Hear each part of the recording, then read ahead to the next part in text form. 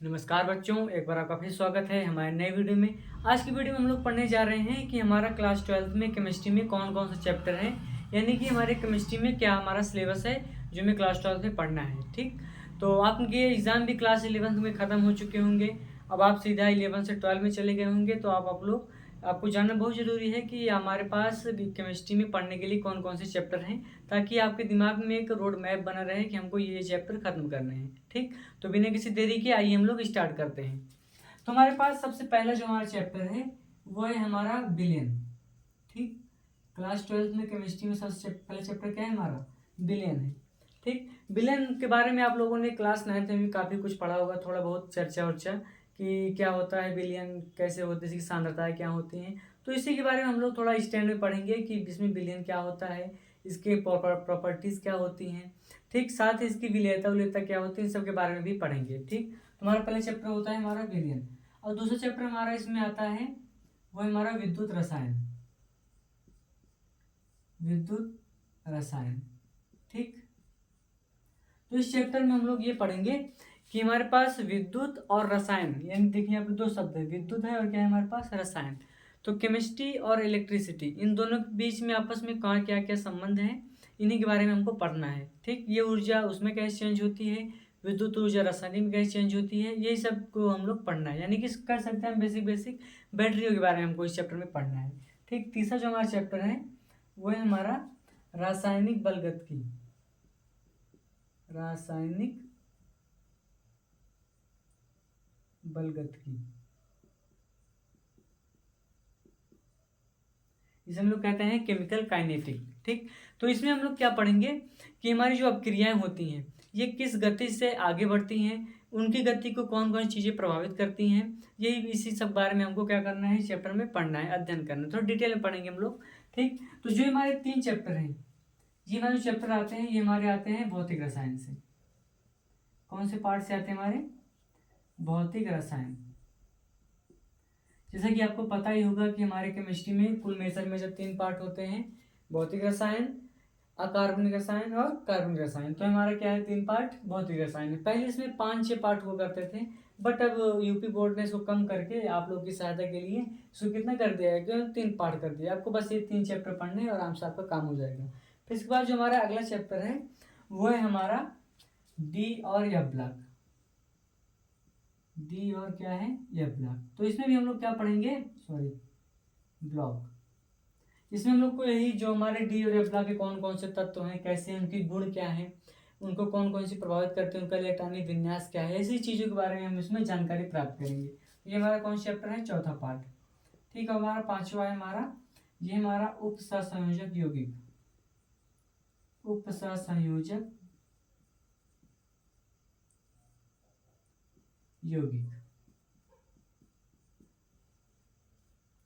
इस चैप्टर में हम लोग हमारे जो उप सहसंयोजक यौगिक हैं इनके बारे में एकदम पूरा डिटेल में पढ़ते हैं, यानी कि इनका शुरुआत कहाँ से हुई है, इनके आयुपेशी नाम क्या है, इनकी समावयवता क्या है, वीबीटी हो गया, सीएफटी हो गया, इन सब के बारे में इस चैप्टर में हम लोग क्या करेंगे, एकदम डिटेल में चर्चा करते हैं। ठीक, ये हमारा जो पार्ट 2 चैप्टर है ये हमारा आता है अकार्बनिक से। अकार्बनिक रसायन।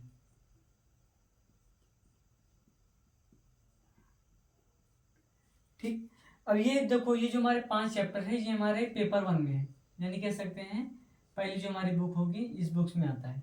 ठीक, तो ये हमारी पहली बुक का है। अब इसके बाद हम देखते हैं अपना सेकंड पार्ट वाला जो हमारा है वो कौन कौन सा है। छठवां जो हमारा चैप्टर है वो है हमारा हेलो एल्केन। हेलो एल्केन एवं हेलोएरिन।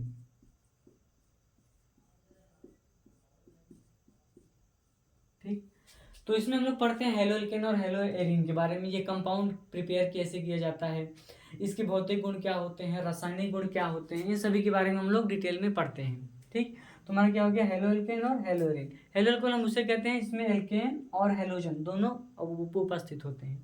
ठीक, इसके बाद हमारा 7वां चैप्टर है वो है हमारा एल्कोहल।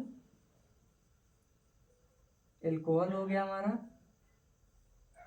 उसके बाद हमारा हो गया फिनॉल हो गया, और साथ में क्या हो गया हमारा ईथर हो गया। क्योंकि ये तीनों एक ही फैमिली से बिलोंग करते हैं। इनमें जो हमारा बॉन्ड होता है कुछ ऐसे होता है, अगर एच है तो हमारा एल्कोहल हो गया, यही अगर इसी जगह हम आर कर देंगे तो हमारा क्या हो गया, ईथर हो गया। तो ये एक ही फैमिली के हैं, तो इन दोनों को हम लोग एक ही चैप्टर में कवर करते हैं।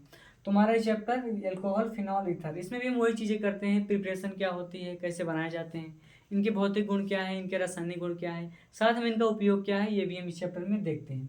तुम्हारा जो अगला चाहे एल्डिहाइड,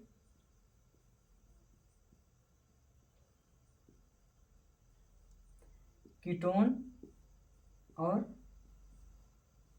कार्बोक्सिलिकम। एल्डिहाइड हो गया, कीटोन हो गया और क्या हो गया हमारा, कार्बोक्सिलिकम।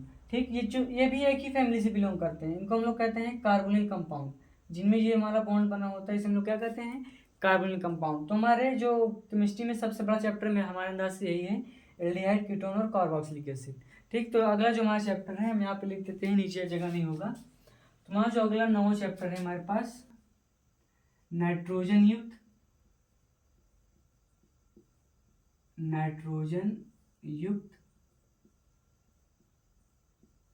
कार्बनिक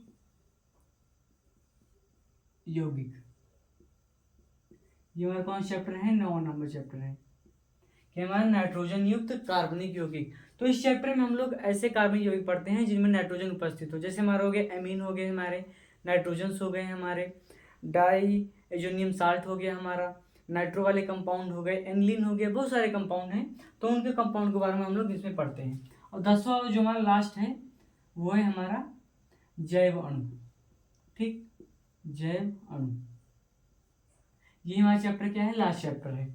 इसमें हम लोग पढ़ते हैं जैसे हमारे कार्बोहाइड्रेट हो गए, प्रोटीन, विटामिन, न्यूक्लिक एसिड और वगैरह वगैरह चीज़ें होती हैं जो हमारे जैविक जीवन में काम आती हैं, जो हमारे जीवन को चलाती हैं।